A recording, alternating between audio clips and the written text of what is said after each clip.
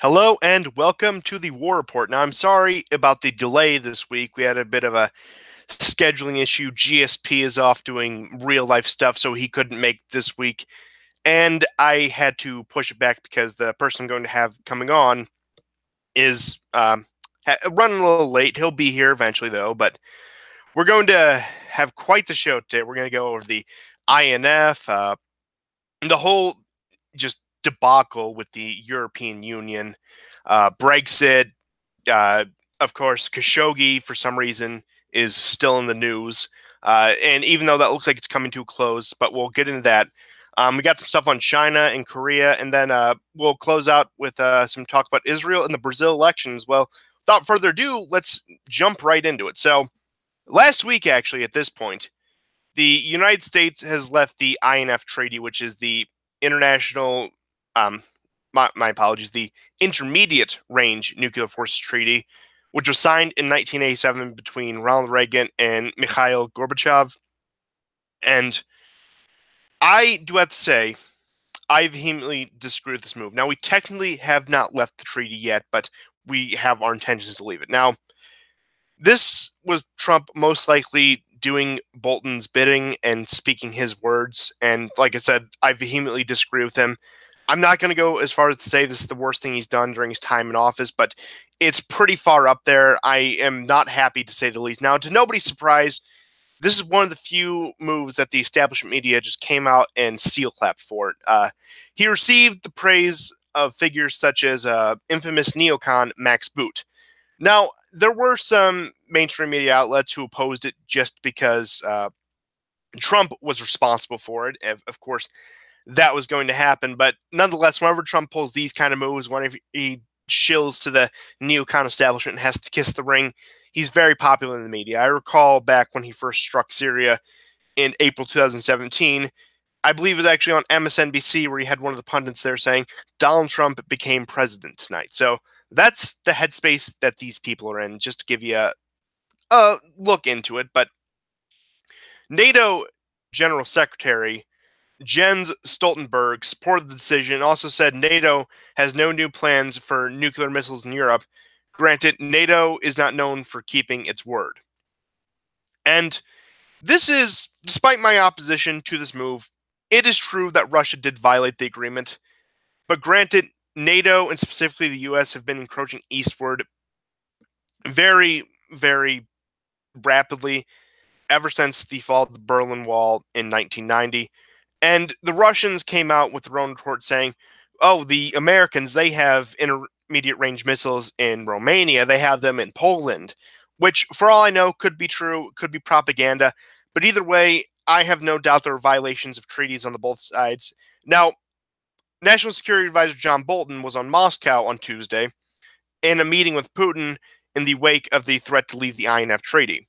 Bolton also said Trump was willing to meet with Putin at the G20 summit in Paris on November 11th, which is likely to happen, on top of the likely Trump Xi meeting at the G20 as well. So there is a bit of room for optimism there.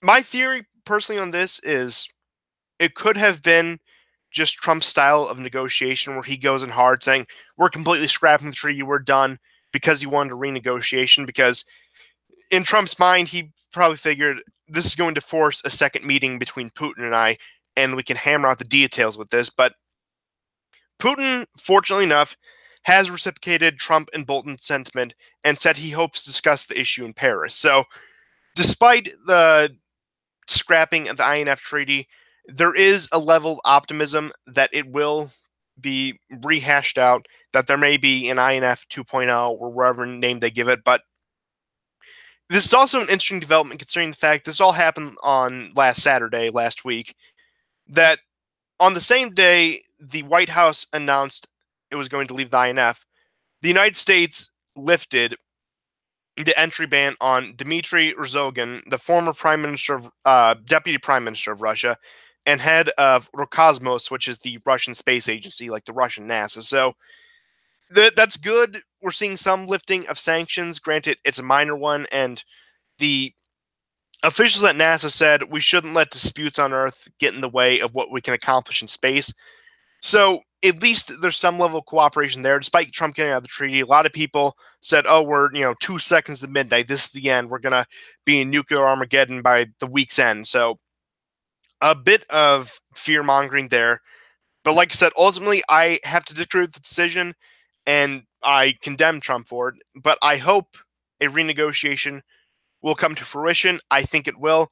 But I think the most foolish part of this move was doing it before the midterms when he wasn't sure the direction Congress would flip. Because if we think about it, if the Democrats take the House, it's going to be really hard to renegotiate a treaty, considering the fact most treaties have to be ratified by Congress. Granted, the original INF in 1987 wasn't, so only time will tell. I don't think this is going to be World War III, but this also is particularly concerning, considering the fact the remilitarization of the Arctic. For example, you have massive NATO drills taking place in Norway to repel a Russian invasion. That's the objective of the drills they're trying to do now, which we haven't done since before the collapse of the Soviet Union. So things are getting a bit tense.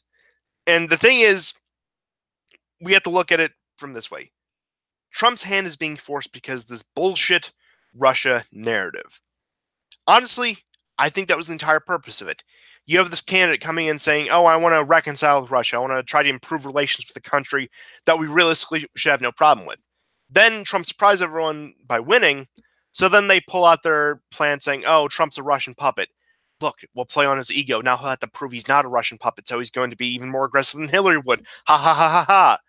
That, in my mind, was the thinking of the quote-unquote deep state or the administrative state. So hopefully things change over the next coming years, because our relationship with Russia is vital, considering the fact you have the two countries in the world with the power to absolutely cause an apocalypse. I want them to get along personally. Maybe that's just me. Maybe I think some Facebook bots aren't worth starting a nuclear war over. I know it's a bit crazy, but there is more news this week that is much more worthy of attention, which we'll get into some of the news with the chaos involving the European Union. Now, the EU and Italy have been on very rocky terms ever since the Italian election and the appointment of the new Italian government, which were on March 4th and June 1st, respectively. And what happened is the Italian Prime Minister, Giuseppe Conte, met with Vladimir Putin amid tensions between Italy and the EU, and as well as amid tensions between the US and Russia. So he chose a very interesting time to open up discussions with Russian diplomats and, in fact, the Russian president. Now, this meeting comes immediately in the wake of the European Union rejecting the 2019 Italian draft budget, which is the first time an EU Commission has effectively rejected a member's draft budget. Now, this is, again, one of the main problems of the EU. Your economy, your budget that you have to pass every year, has to be dictated by some supranational organization trying to tell you what you can do with your finances. And this is what caused the Greek financial crisis. Keep that in mind. Now, on that point, Italy has reached out to Russia in likely the first of many moves seeking outside partnership to avoid a crisis similar to the one in Greece. Now, if it were up to me, if it were up to my prediction, I would say you would expect future Italian meetings with Trump, who actually came out and praised the Italian government on Twitter on Thursday, specifically in the realm of immigration control. But this isn't the first time Trump's been very praiseworthy of the Italian government. You recall they met at the end of June, actually right before the Trump-Putin summit. So Italy has maintained very good relations with both sides, at least this current government in power. Now, I also expect the Italians will try to reach out to the Chinese. We may see a meeting between Conte and Xi Jinping, or we may see him reach out to the Japanese and try to, get old friends back together just for old time's sake.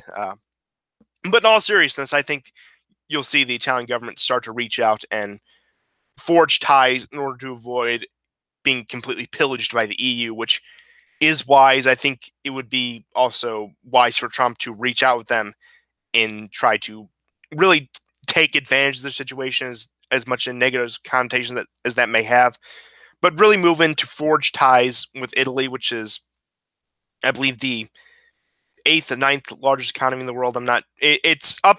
I mean, it's up there in the top 10 is my point, and there's a lot of room for partnership and expanded cooperation. Now, Italy has also taken its more reconciliatory stance with Russia by saying Western sanctions should not harm Russian civil society, and it should not harm Russian small or medium businesses.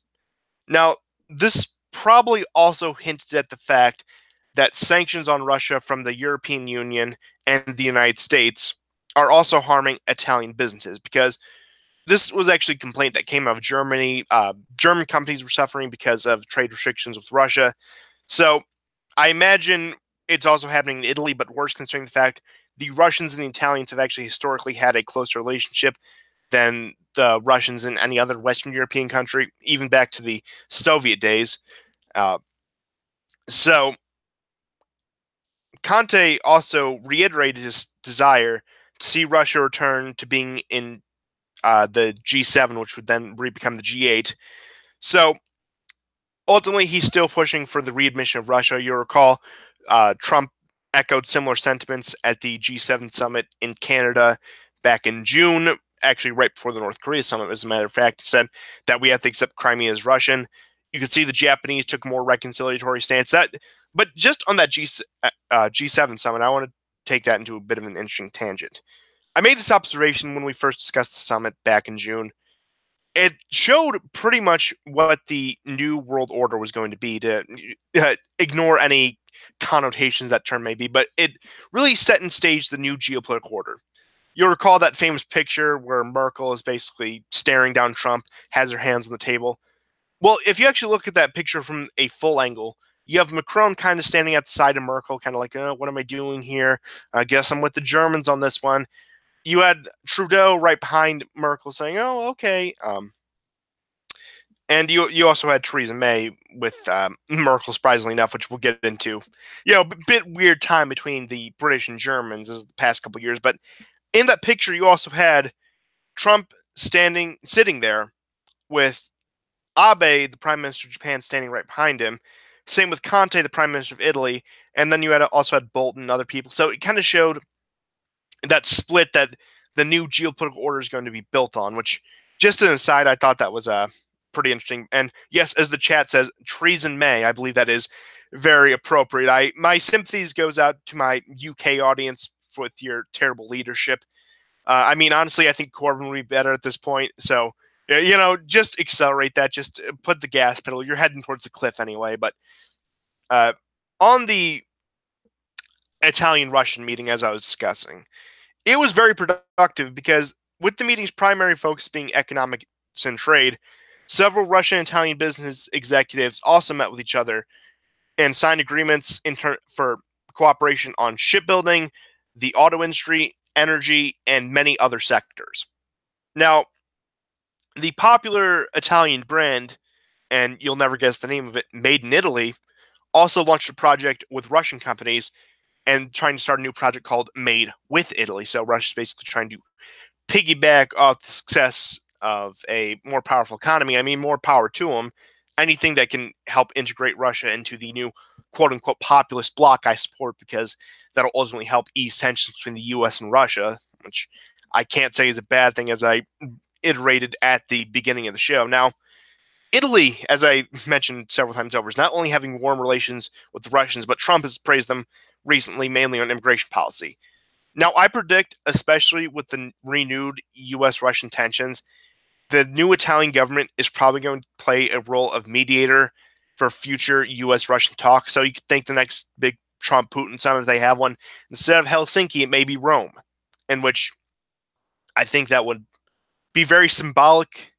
I would like the pictures of Trump and Putin shaking hands from the Coliseum.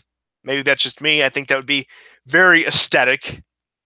But just to continue on, we're moving into the poor UK. I'm like I said, my sympathies goes out to you guys because I know you have suffered so much under your so-called conservative government. They've been absolutely worthless, and Uh, Theresa May has begun preparations for a quote unquote no deal Brexit after 2.5 years of the vote and failed negotiations. Now, with no concrete deal reached, it is expected that there will be massive barriers between the European Union and the United Kingdom.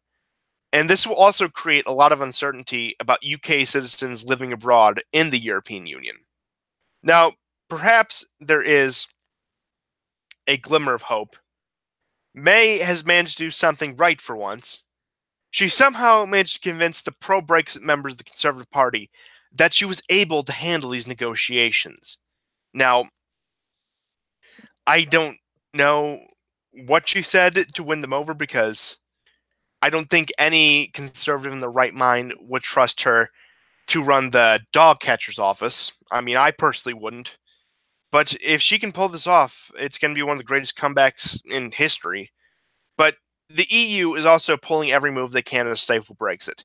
You had the former German Secretary of State, Sigmar Gabriel, come out, and he said, quote, the EU will be done for if Brexit goes ahead. And he wants the UK to hold a second referendum because the younger people who weren't of age during the previous election weren't able to have their voice heard, and that a lot of the older people, some of them have died off, so their votes shouldn't count anymore. So this is what you have here. You have these neoliberals who supposedly just love democracy and the democratic process so much, and now everyone must have their voice heard, blah, blah, blah, blah, blah. However, they cannot accept a 51 to 49% referendum in favor of a decision that they do not like. I know I've pointed this out several times to neoliberals.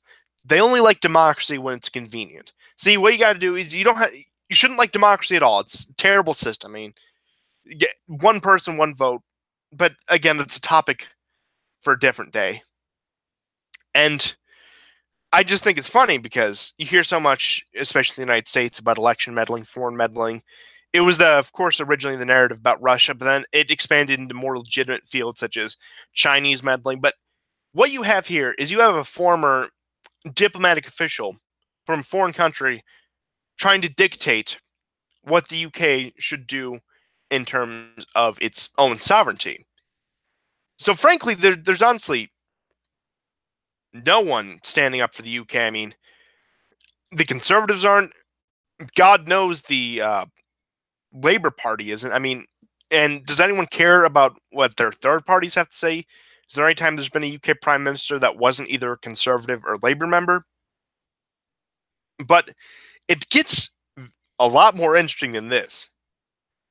Because France continues its descent into a rogue state with neoliberal Napoleon Emmanuel Macron under his wise leadership of 29% approval.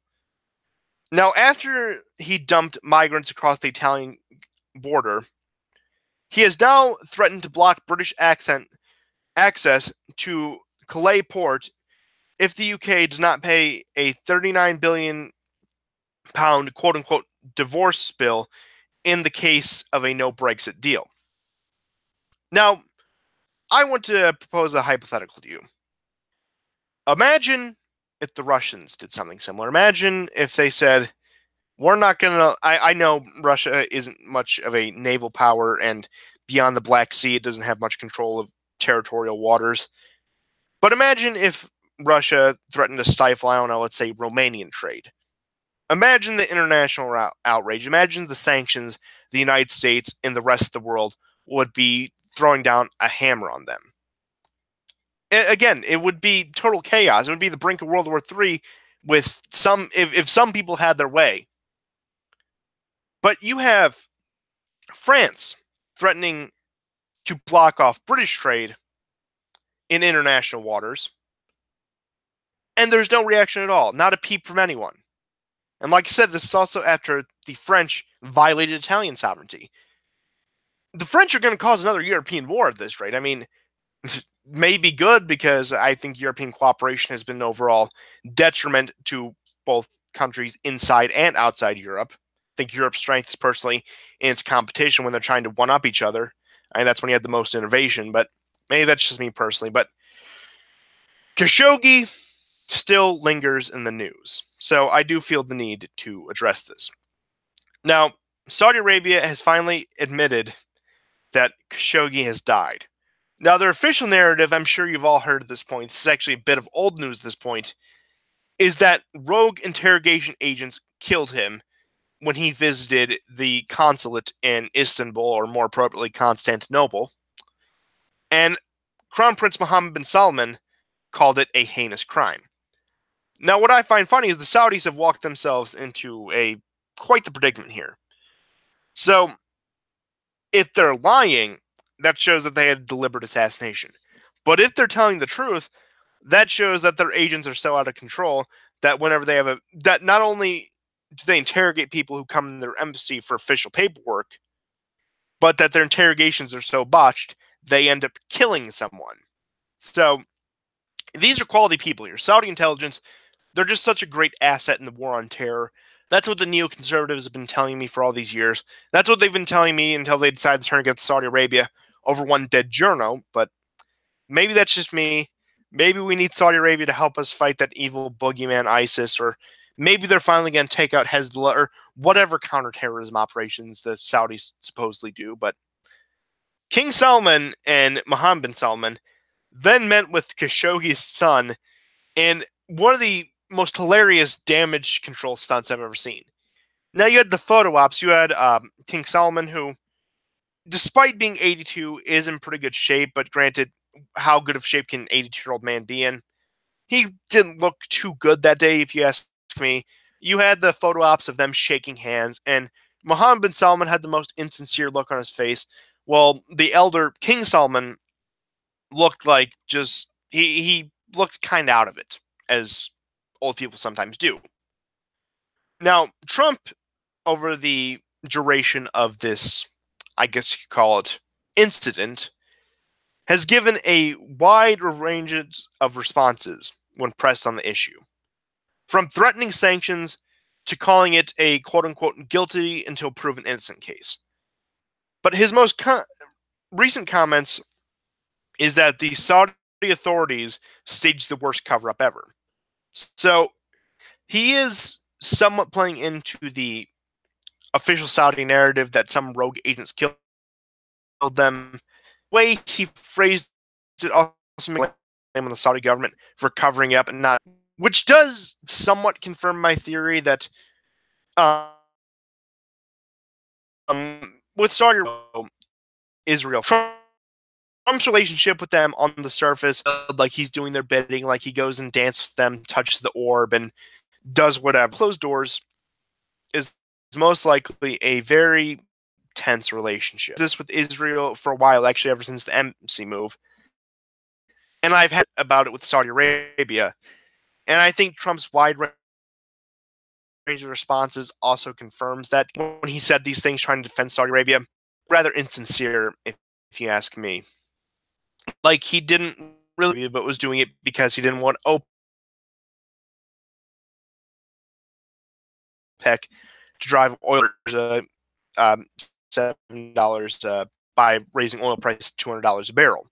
So, situation, criticism of how Trump handled it pragmatically, well, I would have said Saudi Arabia should have been destroyed. But alas, we do not live in an ideal world. But beyond Trump's some concrete U.S. response, the United States has revoked the visas of, they say, were involved in the crime when it came to Khashoggi's murder. What I can get at this point, the less Saudi officials we have coming to the U.S., the better. Granted, I would prefer just to put them on the travel ban list. I think out of all, Saudi Arabia is most definitely the top one, if you ask me. But I have a feeling this is the most the U.S. could do without causing a making 1973 gas crisis look like a joke. So, it's ultimately dead. You haven't heard about it much. And come up again, but it lasted in the news cycle about 3-4 weeks. That's impressive for this news cycle, because Trump says something about that dominates the news cycle for a few. is praiseworthy of the Russians or criticizes the Russian. That dominates a few days. Israel strikes Syria. Israel strikes Gaza. That took for a few days. But Saudi Arabia kills some journalist who was on their side up until 2 years ago. It's an international crisis, but Saudi paid the price, not only for this, but I would say from the other things that they did. Now, you have to remember, we discussed during the initiation of this whole chaos, this whole debate, investors in high profile of the FII, which was Davos of the desert. That's off at least billions of dollars in investment opportunity. Budget is strained. So I'm curious to see how this plays out in the wake of the reimposition of sanctions on Iran in November, because that's coming up in a few weeks. And it's going to put quite an interesting spin on it, because before that, Trump was like, oh, we can count on Saudi Arabia to help us counter Iran. We need our Arab NATO to help counter the Iranians. But now you see, despite Trump not completely cutting off relations or punishing them too severely, the relationship is a bit icy. So who knows where it could go through this point.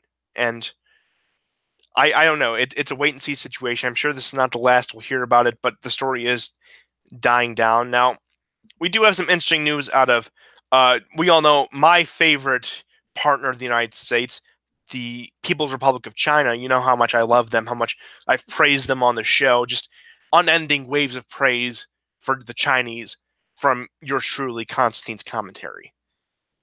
But in all seriousness, tensions between the U.S. and China continue to rise. But it is likely, as I said previously, Trump will meet with Xi Jinping in Paris during the G20 summit on November 11th. Now, that isn't a surprise. Despite Trump's hardball stance, he is a bit of a diplomat himself. He likes to talk things out. He likes to negotiate. And again, you got to be able to talk to your enemies. I support some China as much as I oppose the Chinese on principle. But that's not really the news I wanted to say. That was just an aside. But in probably one of the oddest moves in recent years, the Japanese have begun to reach out to the Chinese with an official state visit to Beijing by Japanese Prime Minister Shinzo Abe. Now, during the visit, Abe announced that he would be ending economic and development aid to China in favor of establishing proper economic and trade ties. Now, Japan is one of the many countries in recent years to court the Chinese. As we discussed last week, China has also reached out to forge business ties with Australia. While I am not dismissing the significance of Japan's recent moves, I do not realistically see strong long-term cooperation between the Chinese and Japanese government, considering their muddled histories and contemporary disputes. I mean, I can't think of any time historically where the Chinese and Japanese haven't absolutely hated each other. And I doubt that's going to change just because the U.S. decided to start a little trade war.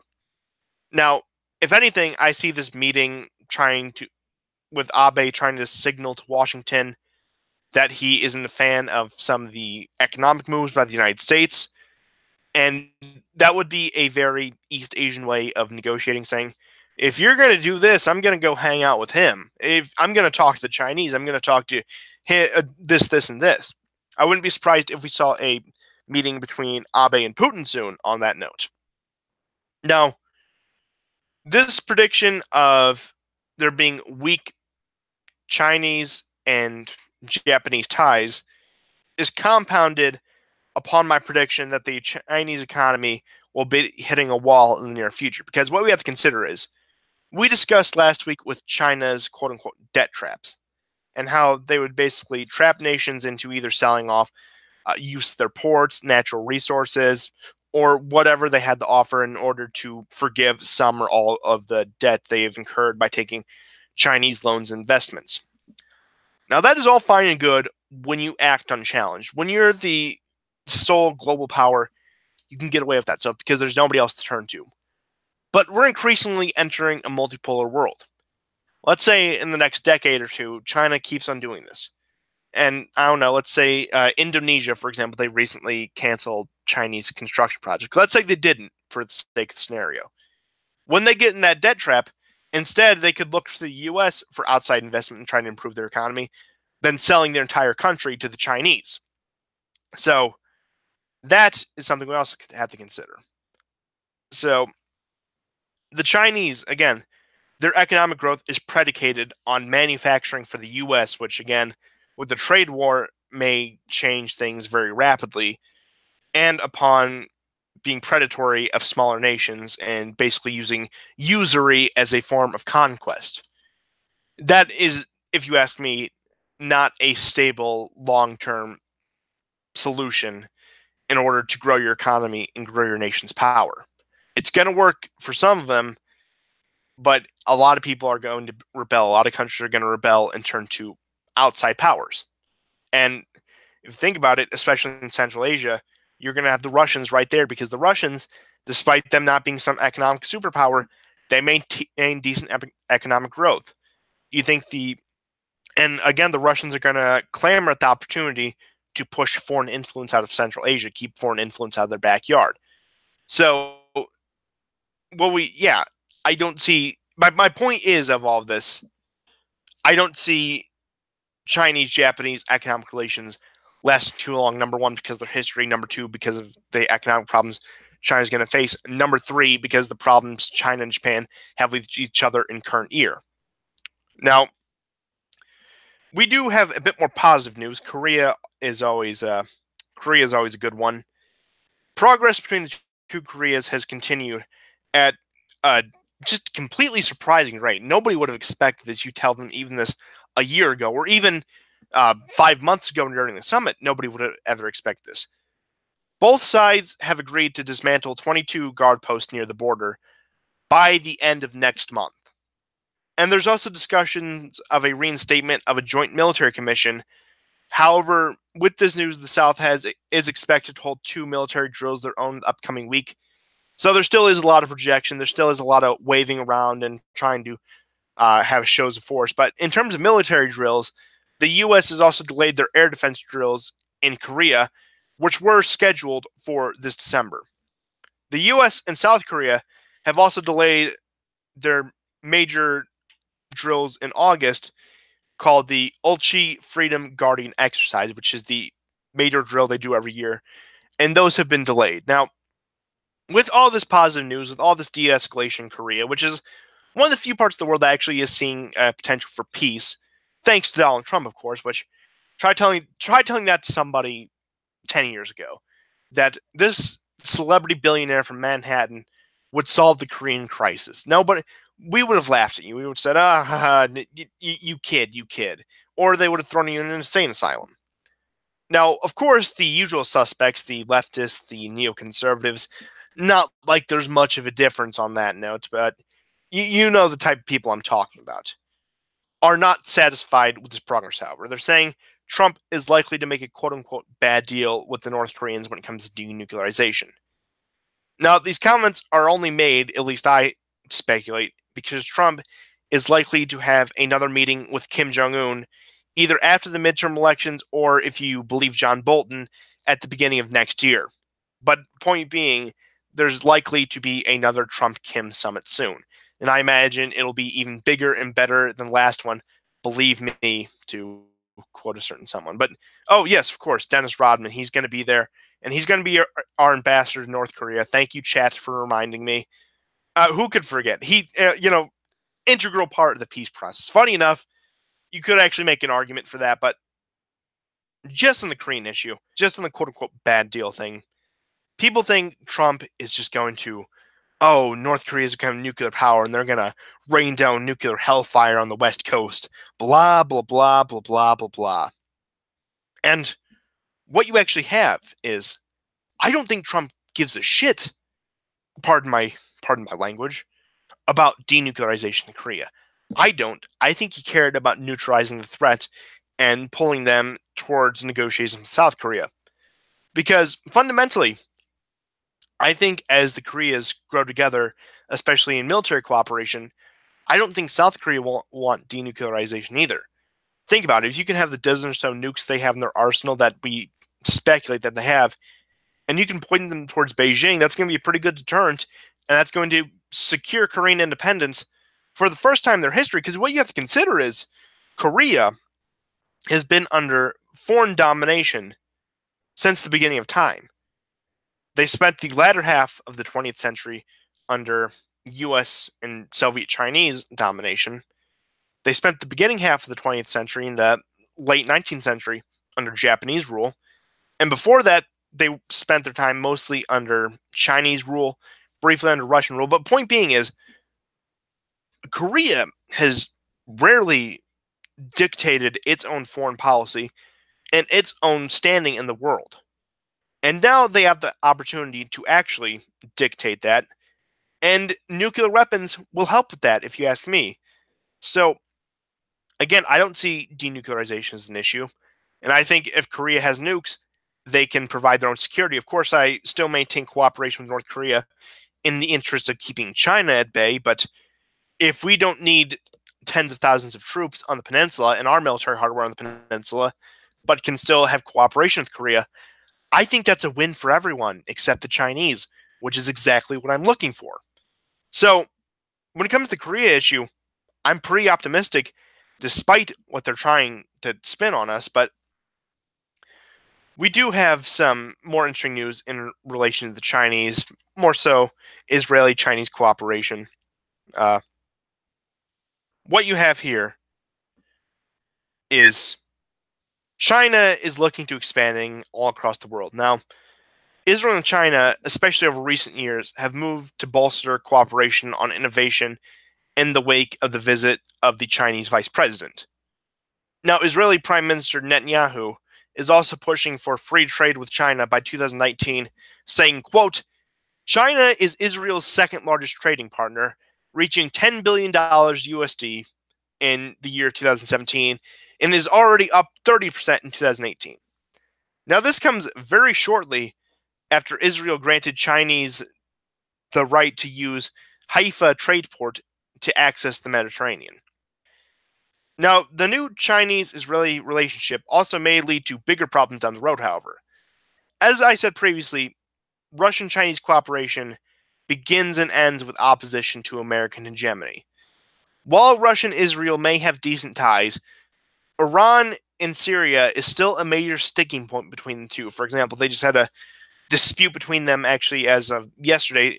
Russia said they want notification of Israeli strikes in Syria, and Israel refused. So, again, they've had a very up and down relationship where they still maintain ties, but a lot of their goals are opposed to each other. Now, the Chinese also, they, again, like I said, they don't care too much about cooperating with Russia because of some long-term standing friendship or ideological agreement. It's about opposing American hegemony. Now, another thing that may compound this this, I guess, called rift is Chinese oil trade with the Iranians. Because you think about it, the Iranians have pretty much become a gas station for China. And I don't know how Israel is going to react to that, because Israel has enough issues with the Russians cooperating with Iran. So it's very interesting, but this ultimately goes to show something just I find absolutely hilarious. Now, you have this country which has been sold as just this absolutely wonderful ally, just this integral part of American goals across the globe and American security. And what you have here is they go and talk to the country that they like to portray as their largest rival, which is the Russians. They have a good relationship with them, a decent relationship at least. And B, the country that is actually the main threat to us, our biggest rival, the Chinese. So what you have here, you have the Zionists. They haven't even touched this issue. I mean, just try to ask a Zionist in America, well, what do you think about the Israeli cooperation with China? And I doubt they're going to have much of an answer. You're going to say, oh, how does that benefit us? Oh, how does X, Y, or Z happen? And I just think it's funny because after how many billions of dollars have we given this country? And how much technology have they stolen from us? How much of that technology have they given to the Chinese, for that matter? And it's just the ultimate spit in the face. And it shows the kind of country we're dealing with, especially in that region. And the fact that, do we really want to be in that region if that's the way we get treated, especially when there's so little interest for us to be there for the actual American people? No. And I think just this Israeli Chinese cooperation, it compounds two of my biggest criticisms of American foreign policy, going soft on Israel and going soft on China. And I think it's interesting because it's going to put it up to a test. Is Trump more beholden to the lobby of the Israelis, or is he more beholden to his opposition to China and his America First policy? Because ultimately, the U.S. Israeli rift could be caused by Israeli cooperation with China. And for all we know, I mean, nobody would have expected this to happen between the U.S. and Turkey when Trump put tariffs on Turkish goods. For all we know, 2019, 2020, Trump could be saying, oh, we're going to put tariffs on X, Y, and Z good and product from Israel. That's my hope, at least. But to close out the show, I will say we are a day away from the Brazilian elections.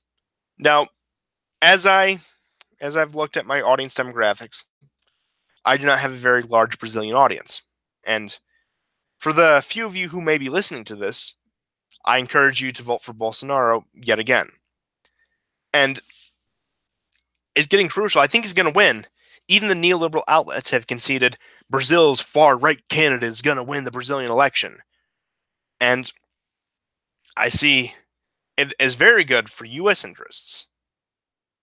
We're going to have basically one of the largest countries in the Americas flip over the quote-unquote populist bloc. And nobody would expect this because Brazil has spent its time under mainly leftist socialist governments. But you get what I'm saying, right? Oh boy, technical difficulties. I'm sorry, people.